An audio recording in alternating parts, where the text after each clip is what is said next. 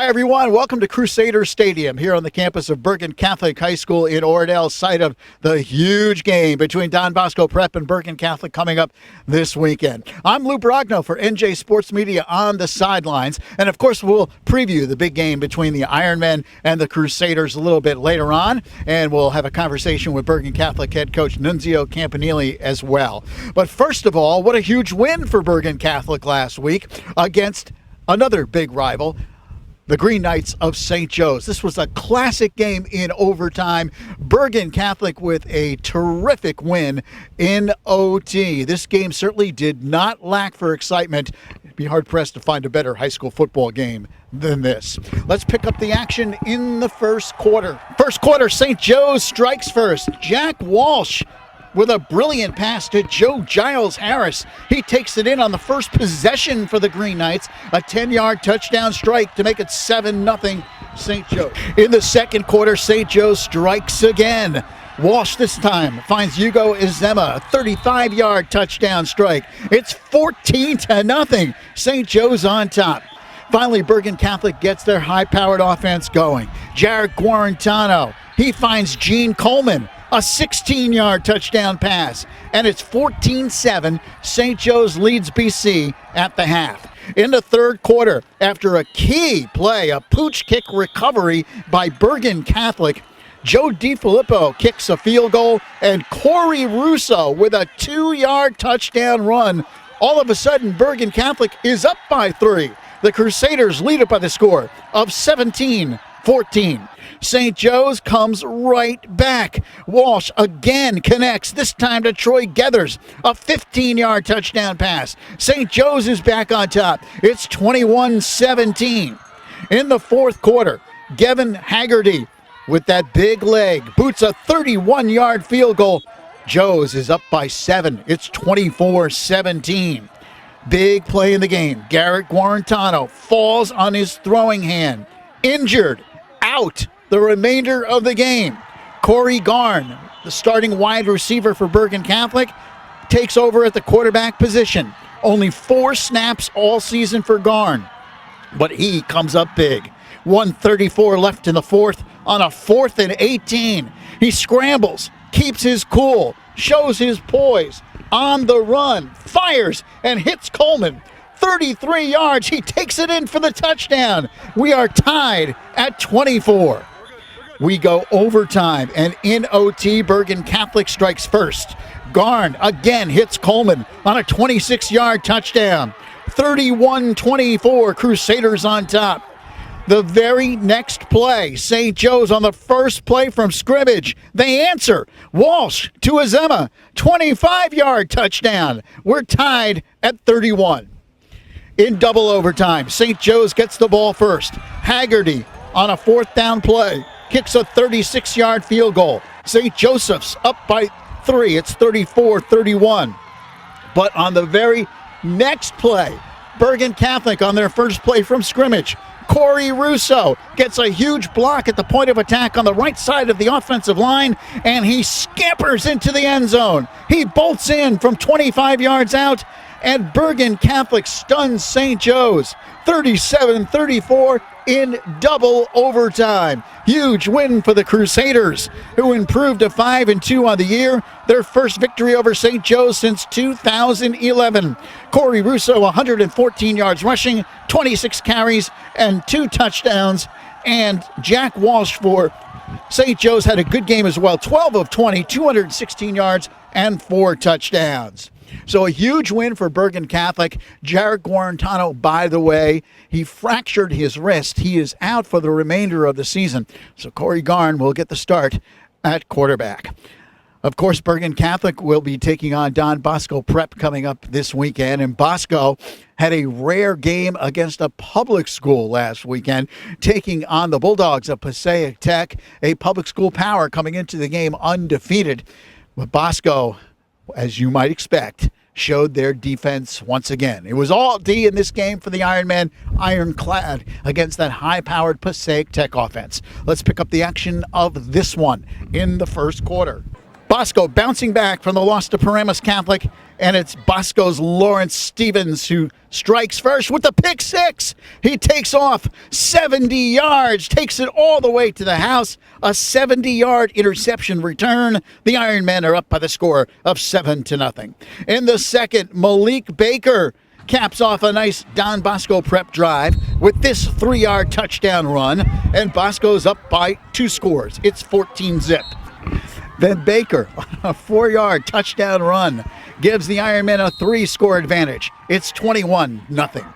In the third, after a Leo Vadges 27-yard field goal, Kevin Brennan with a pick six, the second of the game for the Ironmen.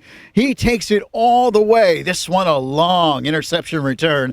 86 yards on the return. 31-0. Don Bosco prep on top. In the fourth quarter, Coach Toll pulls his starters. He inserts backup quarterback Tom DeVito, who fires a 5-yard touchdown pass to Brian Meerholtz. 38-0 Bosco on top, and the Ironmen cruise to victory. They are now 4-1 on the year. Passaic Tech, their first loss of the season, they drop to 5-1. So Bosco going up against Bergen, and of course we'll preview that game a little bit later on right here on the sidelines.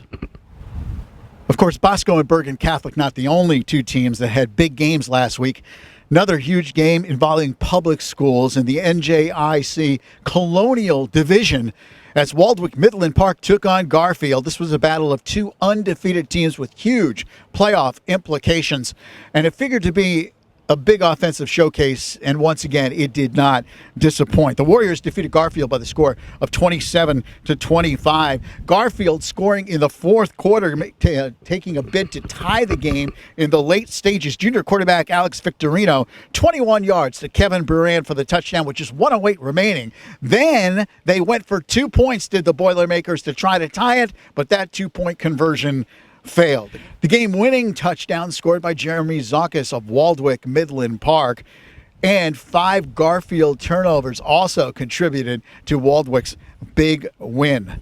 Garfield now 5-1, and Waldwick 6-0 on the season. We had an opportunity to catch up with Waldwick Midland Park head coach Greg Gudzis. He talks about the big win and about his club the rest of the way.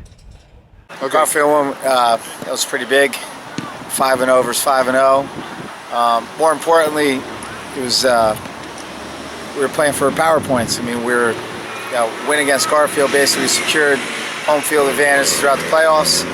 We did end up getting 33 power points from that win. Also kept our unbeaten season alive, and also notched hopefully a conference championship. Key to the good start is our defense this year. Last year our offense got a lot of attention.